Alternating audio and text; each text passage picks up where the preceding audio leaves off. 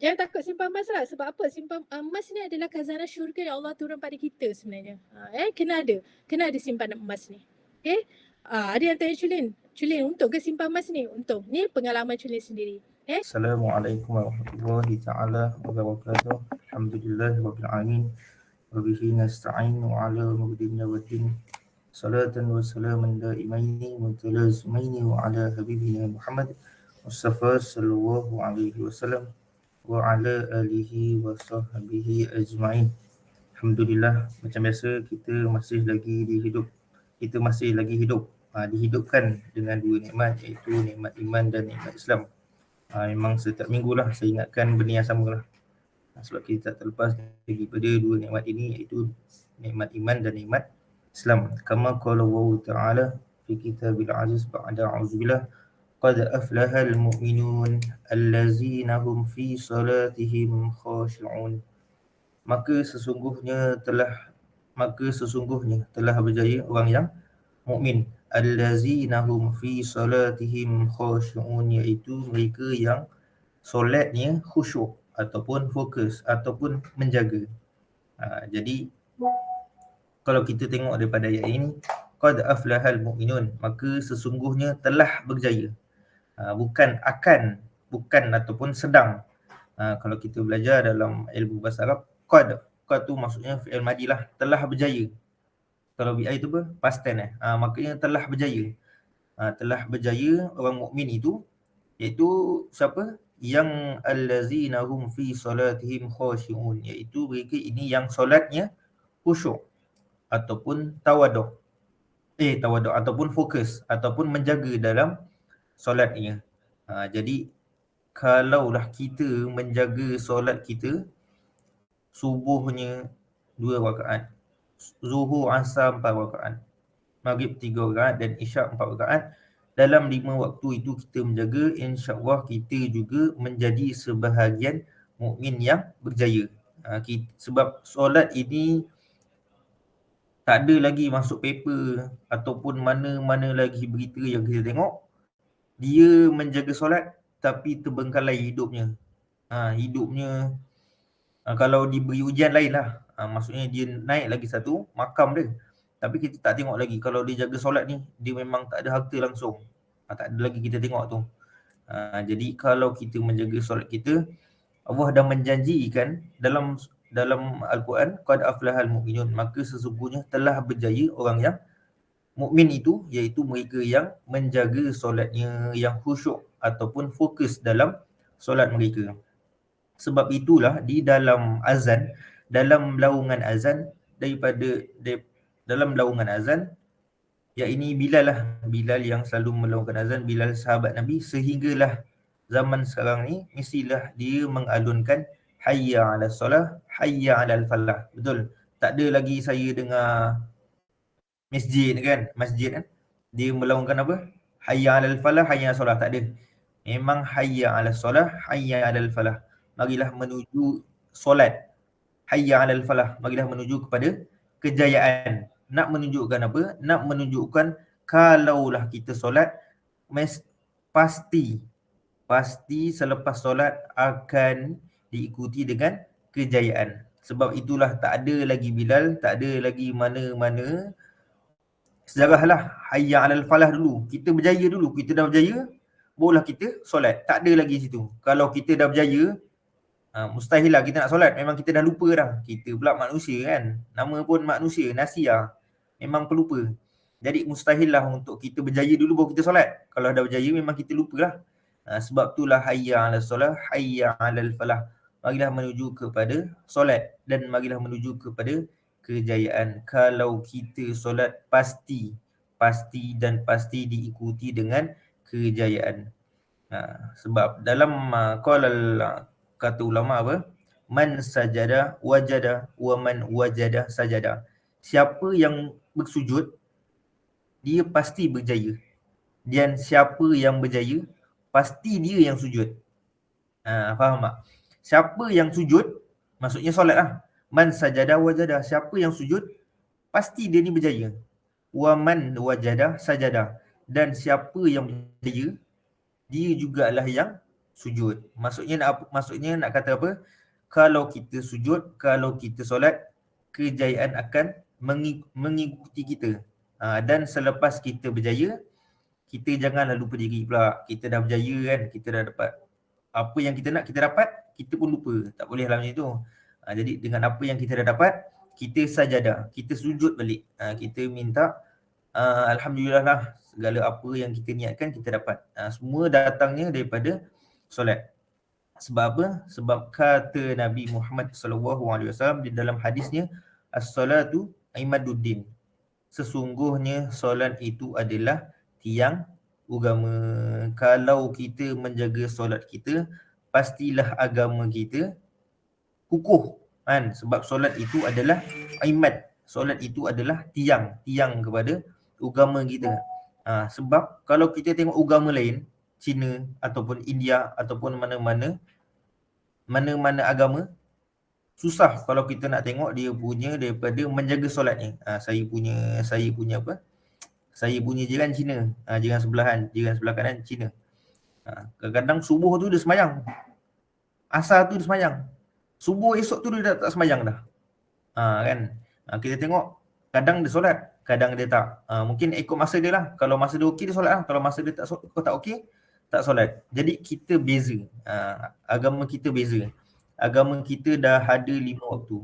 Jadi wajiblah, bukan kena ataupun seharusnya ataupun sepatutnya, bukan. Kita sewajibnya untuk menjaga 5 solat waktu kita. Kalau kita menjaga 5 waktu solat kita, insya-Allah kita punya kejayaan pasti akan ikut sama dengan kita. Okey. Sebab apa? Sebab solat ini adalah satu-satunya ibadah ataupun amalan yang terus daripada Allah Subhanahu Wa Taala terus kepada baginda Nabi Muhammad sallallahu alaihi wasallam ketika peristiwa minggu lepas. Peristiwa apa? Isra wal Mi'raj, di langit yang ke-7. Sebab kalau kita tengok ibadah-ibadah lain seperti puasanya, zakatnya, haji dan umrahnya, apa lagi, dan lain-lain lagi amalan, semua tu akan ada yang perantaraan, iaitu siapa? Malaikat Jibril ataupun malaikat-malaikat yang lain. Tetapi solat ini terus daripada Allah Subhanahu Taala terus kepada baginda Nabi Muhammad. Tapi waktu tu 50 waktu solat kan? 50 waktu solat. Beritahu kepada Nabi Musa, minta kurang sikit lagi, 50, 45, 40 sehingga jadi 5 waktu solat kita sekarang ni. Nak menunjukkan solat ini adalah satu-satunya amalan yang Allah betul-betul jaga ataupun Allah betul-betul suka, memang terus daripada Allah SWT terus kepada baginda Nabi Muhammad tanpa ada perantaraan malaikat Jibril tu. Terus kepada Nabi Muhammad. Jadi kita sebagai hamba dia, yang diciptakan, maka kita sewajibnya untuk menjaga solat. Kita menjaga solat. Kalau kita menjaga solat, kita juga sebahagian daripada amalan ataupun ibadahnya malaikat. Sebab malaikat juga bersujud, kita pun bersujud, dan amalan kita ataupun ibadah kita sebahagian daripada ibadahnya malaikat. Beza dengan iblis. Beza dengan iblis. Ketika diciptakan Adam, Allah suruh iblis sujud kepada Adam, tapi iblis sombong kan. Dia kata, dia ni daripada tanah, aku ni daripada api, aku lagi hebat, kenapa aku nak kena sujud kat dia? Jadi kita tak nak jadi yang macam tu. Kita buat ibadah kita ataupun amalan kita adalah amalan ataupun ibadahnya juga malaikat. Jadi kita sujud ataupun kita solat ini untuk menghilangkan rasa bangga kita. Kita sujud di atas tanah. Sama seperti amalan ataupun ibadahnya malaikat. Jadi berbalik kepada tadi, qad aflahal mu'minun, maka sesungguhnya telah berjaya orang mukmin itu, allazina hum fi solatihim khashi'un, iaitu mereka ini yang solatnya khusyuk ataupun terjaga solatnya. Jadi kalau kita tengok anak-anak muda zaman sekarang ni, memang susah lah. Kalau sekarang ni alhamdulillah lah dengan apa tu, solat subuh seperti Jumaat, betul. Tapi kita jadikan juga Zuhur, Asar, Maghrib, Isyak seperti sembahyang Jumaat. Okey, jadi semoga dengan peringatan ini kepada semua dan terutama kepada saya jugalah, untuk kita sentiasa menjaga solat kita tanpa kita melengahkan walaupun sedikit. Seeloknya untuk azan ketika itu juga kita solat berjemaah, tanpalah kita melengah-lengahkan. Kita kata nanti dululah, waktu panjang ni, waktu panjang, tak apa nanti dulu. Kalau macam isyak ni kan, tak apalah nanti dululah, tertidur pukul 4-5 pagi. Kalau bangun okeylah, kalau tak bangun tak tahu pukul 6.30, pukul 7 dah subuh. Jadi kita sebagai mukmin yang bertakwa, iaitu takut kepada Allah Subhanahu Wa Taala, sewajibnya untuk kita menjaga solat kita dan pasti kejayaan akan mengikuti kita, insya-Allah taala. Wallahu a'lam bissawab. Assalamualaikum warahmatullahi taala wabarakatuh. Okay, bismillahirrahmanirrahim. Assalamualaikum warahmatullahi wabarakatuh. Alright, dengar suara saya? Clear. Ya, okay. By the way, terima kasih sebab jemput saya. Terima kasih dekat Cik Faizal, Tuan Nasri, dan semualah. So, saya punya sesi berapa minit ni? 20 minit kan? Minit lagi insyaAllah. Alright, saya cubalah saya cuba untuk berkongsilah apa yang saya ada ilmu ni. So by the way, saya suka sebenarnya bercakap, kalau boleh bukalah video. Yang tutup video tu kalau boleh bukalah video kita sama-sama, sebab saya pun tak kena UR lah. So sedikit sebanyak bolehlah kita berkongsi ilmu, okay? Alright, by the way saya nak tanyalah dekat dalam sesi malam ni, ada tak yang dah ada simpanan emas? Boleh komen tak? Komen satu. Okay, Cik Faizal, Cik Asri. Yang lain? Belum Okay. Okay, tak apa Puan Fifi, tak apa. Alright. Cik Asri, simpan emas kat mana tu? Public gold. Public gold. Okay. By the way, dah lama ke? Sejak 2019 lah. Oh, sebelum PKP lah. Alright, okay. By the way, tahniah. So, saya nak kongsilah sikit. Puan Fifi pun PG juga ya? Alright, sama Cik Faizal lah. Dia pun PG, okay? Okay, ni sedikit sebanyak. Saya pasang slide boleh ya? Okay, ni sedikit sebanyak lah tentang latar belakang saya. Nampak tak? Slide saya sekejap Sekejap ya.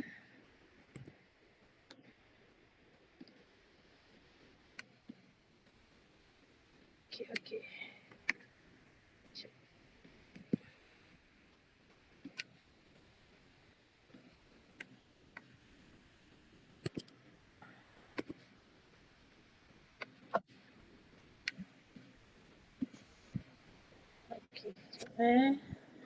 Nampak ke? Nampak tak slide? Kena share sikit boleh? Sorry? Share. Tak nampak, tak keluar pun dia punya ni. Share screen. Listen.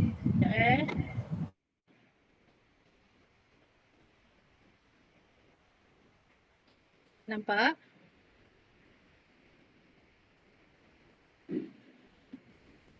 Nampak Faizal? Okay, nampak. Alright. So ini sedikit sebanyak lah tentang latar belakang saya. So kalau ada soalan nanti boleh bersuara. Okay. Ni sedikit sebanyak lah latar belakang saya. Saya sedikit alhamdulillah. Dan juga ada master dalam HRM lah. Lepas tu saya working experience, saya 2 tahun dalam government, 5 tahun dalam private sector sebagai HR executive. Lepas tu saya 9 tahun dalam public gold. Saya merupakan salah seorang staff founder master dealer public gold. So daripada tahun 2015 sampai sekarang alhamdulillah. Dan saya juga 6 tahun dalam industri takaful. Okay. So ini sedikit sebanyaklah saya punya achievement. Kadang-kadang orang tanya saya bila saya bagi talk, orang tanya, Julin dah berapa lama dalam public goal? Saya cakap okay, lebih kurang dalam 9 tahun. Ini sedikit sebanyaklah pencapaian saya. Yang saya banyak aktif dengan public goal sebab banyak join buka booth, saya buat seminar lah sebenarnya. Sampai sekarang Alhamdulillah. Inilah pencapaian saya bersama dengan public goal. Okay, trip dengan public goal memang best, saya tak nafikan. Kalau you all dah orang kata dah start menyimpan public goal, tahniahlah saya ucapkan. So ini pencapaian saya dalam takaful. Ini mentor saya Puan Izzah Yusof atau dikenali sebagai Mak Jerome. Okay, ni dia punya sedikit sebanyak saya educate masyarakat dengan 5 pillar lah, iaitu cipta, urus, lindung, labur dan agih dalam pengurusan kewangan. Doakan saya, insyaAllah saya akan orang kata akan melangkah menjadi seorang financial planner, insyaAllah, doakan lah. Okay. Ini juga merupakan format urus gaji. Sebab apa? Bila saya belajar dengan MJ ni, mentor saya ni, saya banyak dapati saya punya customer saya ni atau prospek yang saya jumpa ni, diorang tak ada formula urus gaji yang betul. Boleh tak kalau saya nak tanya, you ada formula urus gaji ke sebelum ni? Biasanya dapat gaji apa you all buat? Bayar hutang. Bayar hutang? Hutang. Bayar hutang, okey. Kebanyakan macam tu. Sebab apa? Hutang tu wajib, betul tak? Ada yang cakap biasa actually memang tak ada. Kadang-kadang sampai tak boleh nak menyimpan. Sebab apa? Hutang melebihi daripada orang kata ada juga yang melebihi pendapatan. So nak tak nak memang kena bayar hutang. That's why bila saya jumpa masyarakat, bila saya turun padang, buka booth, buat seminar, majoriti memang tak ada formula urus gaji yang betul. So ni sedikit sebanyak saya berkongsi dengan yang hadir malam ni. Inilah dia yang saya praktiskan Alhamdulillah sampai sekarang, dan inilah juga yang saya kongsikan dengan masyarakat. Iaitu 10% daripada gaji kita, gaji bersih, pergi dekat simpan dan lindung. Iaitu apa? Dia takaful. Takaful kena ada. Sebab apa? Hidup tu hidup pasti akan merasai mati. So kebanyakan bila tadi saya cakap, bila saya tanya tadi, ada yang cakap nak bayar hutang. So sedikit sebanyak bila kita dah pergi, sebab itu tak tahu bila kita akan meninggal, betul tak? So sedikit sebanyak dengan adanya takaful ni, dia boleh orang kata boleh, waris boleh bantu untuk selesaikan hutang. Sebab dalam hidup kita ni, kalau kita mati jangan tinggalkan hutang. Sebab apa? Bila kita mati meninggalkan hutang, roh kita tergantung. Betul? Okay, so orang kata selesakan waris kita ni dengan orang memberi, orang kata menyediakan takaful tu sebagai pergantian pendapatan dan penebusan hutang untuk mereka. Okay, untuk kelangsungan hidup mereka. Itu part simpan dan lindung. So part takaful ni you all boleh tanya juga dengan Faizal, tak kisah, ataupun tanya saya pun tak kisah, tak ada masalah. So dengan saya boleh tanya apa-apa soalan lah, insyaAllah, sebab saya dah belajar tentang perusahaan kewangan dan juga insyaAllah akan menjadi financial planner. Alright. So stage yang kedua iaitu apa? Portion yang kedua iaitu 20% daripada gaji kita pergi simpan dan labur. Ni simpan dan labur. Inilah yang termasuk dekat dalam bahagian emas. Iaitu kalau biasa kalau dah kata 20% ni apa dia?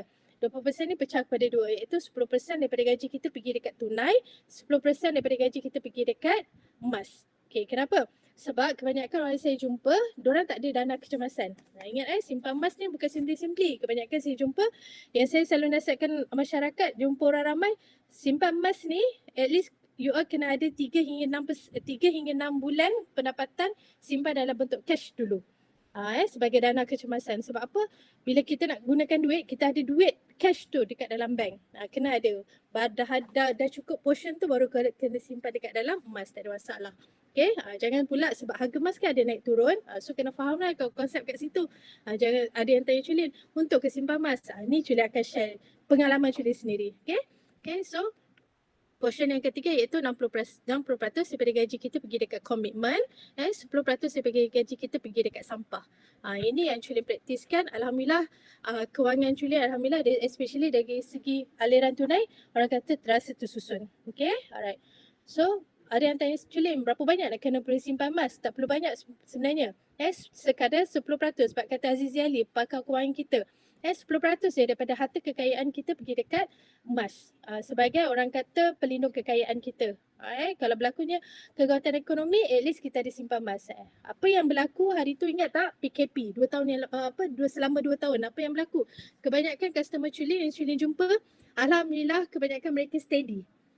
steady. Sebab apa? Mereka dah simpan daripada awal. Daripada Chulin join Public Gold, diorang ikut kata Chulin tak perlu banyak. Chulin cakap dengan diorang 1 bulan 1 gram simpan atau 1 bulan RM100. Tak ada masalah. Chulin cakap. Lepas tu diorang ikut, alhamdulillah bila berlakunya PKP tu, diorang steady. Sebab apa? Waktu PKP kalau perasan harga emas melonjak naik time tu. Bila diorang dah ada simpanan emas tu, so diorang cairkan untuk kelangsungan hidup. Alhamdulillah.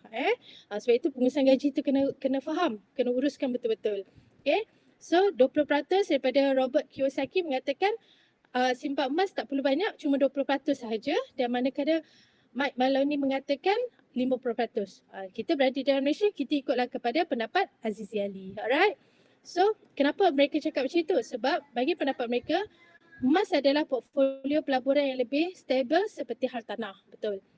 Yang kedua, emas adalah insurans kewangan kerana emas adalah aset yang berada di luas dari sistem kewangan. Betul. Orang yang muflis pun boleh simpan emas sebenarnya, tak ada masalah. Sebab apa? Emas ni tak ada dalam sistem kewangan, tak ada. Tak ada siapa pun tahu berapa banyak kekayaan kita dalam simpanan emas. Okay? Melainkan kalau duit kita, bank negara tahu berapa banyak simpanan yang kita ada. Okay? So yang ketiga apa dia? Sistem wang kertas yang tidak stable dan nilai RM yang boleh jatuh sehingga 30%. Apa yang kita tengok sekarang ni, ekonomi kita makin lama makin teruk.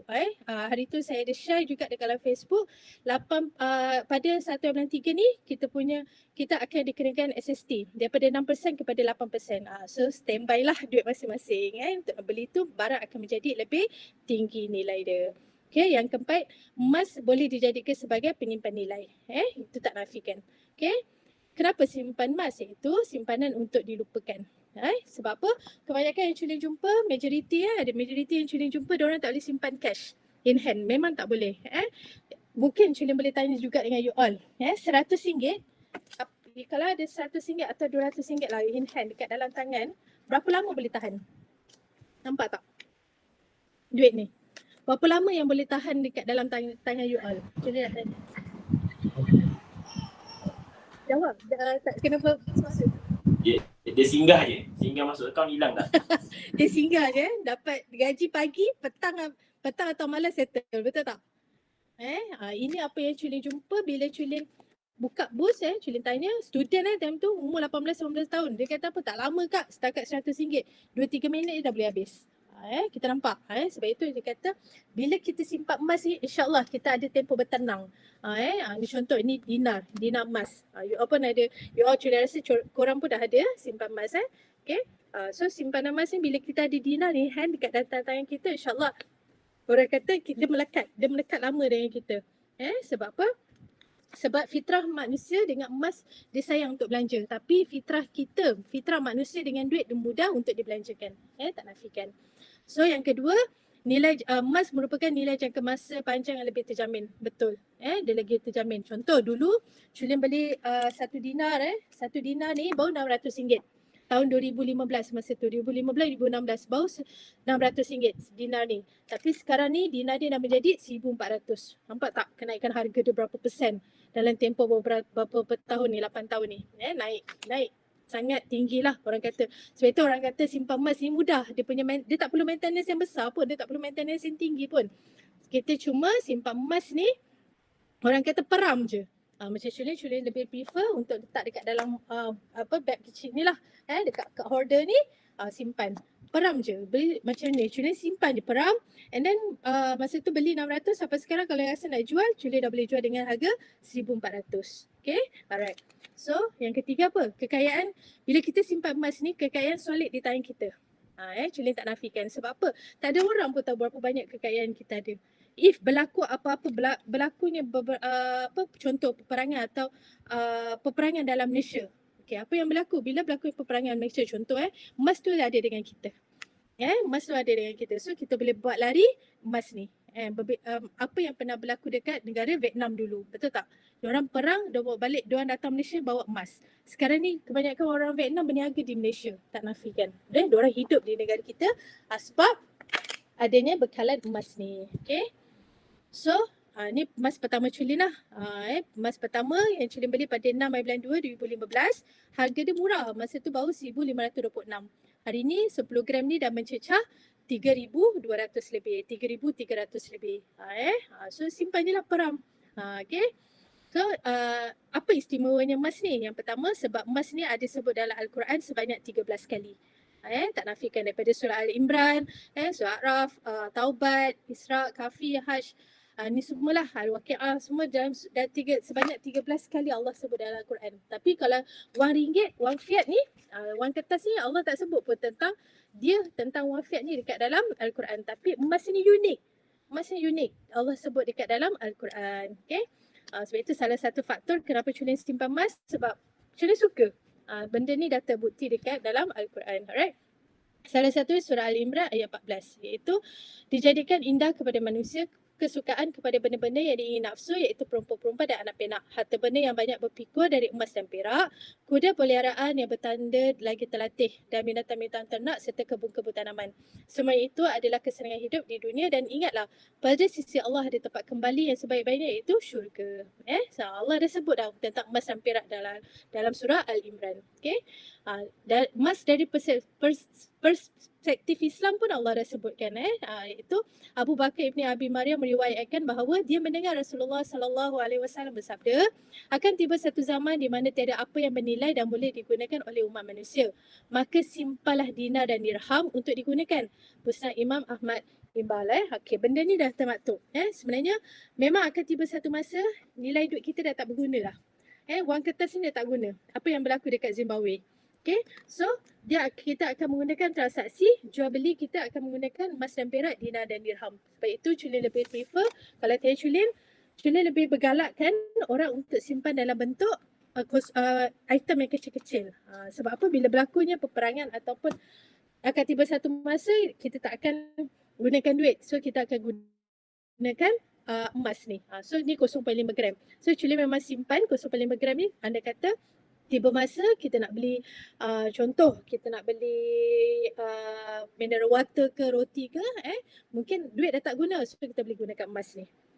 Ni apa yang berlaku pada banjir besar pada tahun 2010 masa tu. Masa tu Culin belajar lagi, Culin punya roommate, dia orang Kelantan, dia pun cakap masa tu berlaku banjir besar, dia Kuala Krai.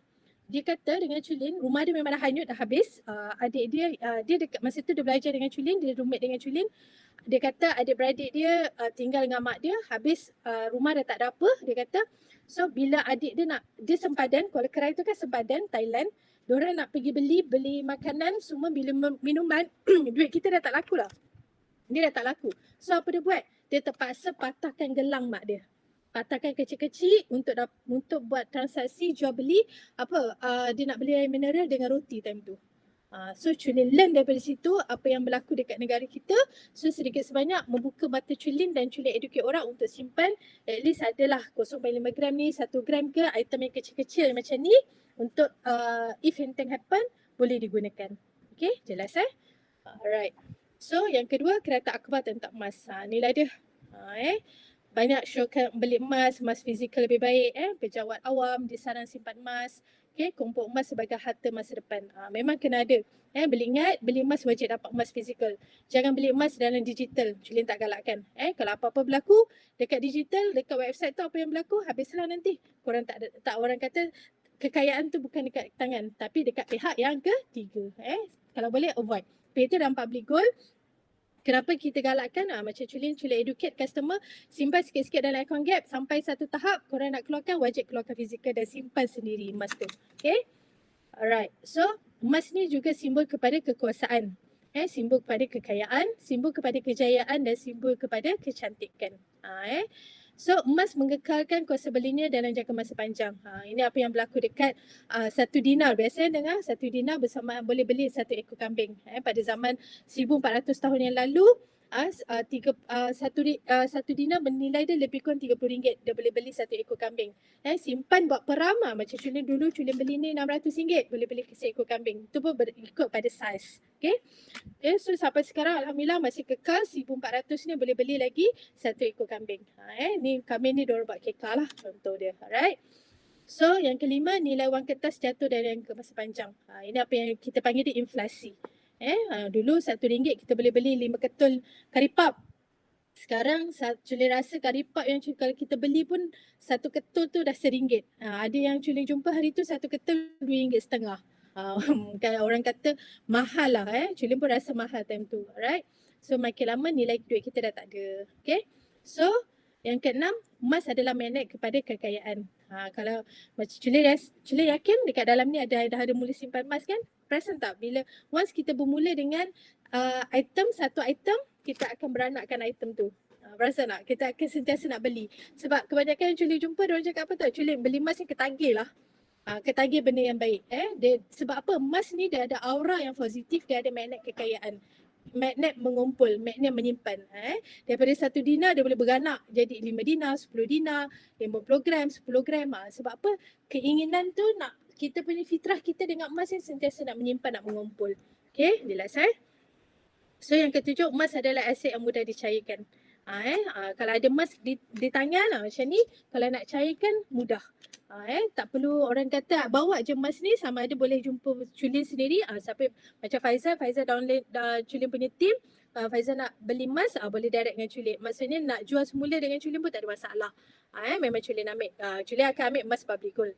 So kalau nak jual, nak pajak pun boleh sebab kita boleh dapat duit tu kurang daripada 20 minit ataupun nak jual pada public gold pun boleh. Sebab itu orang kata orang yang ada emas ni, ada emas ada duit. Tapi tak semua orang yang ada duit ni dia ada emas. Okay, jelas kat sini. So 3 posisi dalam emas iaitu penyimpan, pelabur dan peniaga. Okay, ini orang kata kedudukan harga emas lah. Culin ambil 2 tahun ke belakang pada tahun 2022 sampai sekarang lah Februari 2024.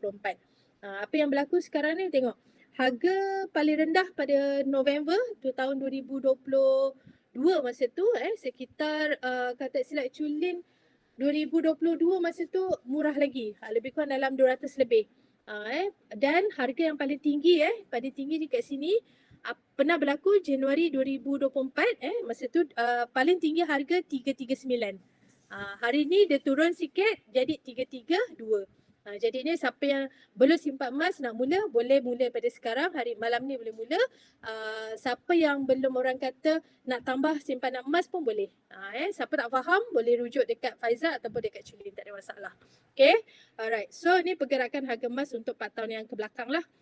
Pada tahun 2020 RM258 1 gram. Pada 2023 dia naik 284 dan hari ni dia cecah 332. Katanya Culin dia harga tengah turun sikit ni. RM7 turun berbanding dengan harga paling tinggi hari tu 339. Okay.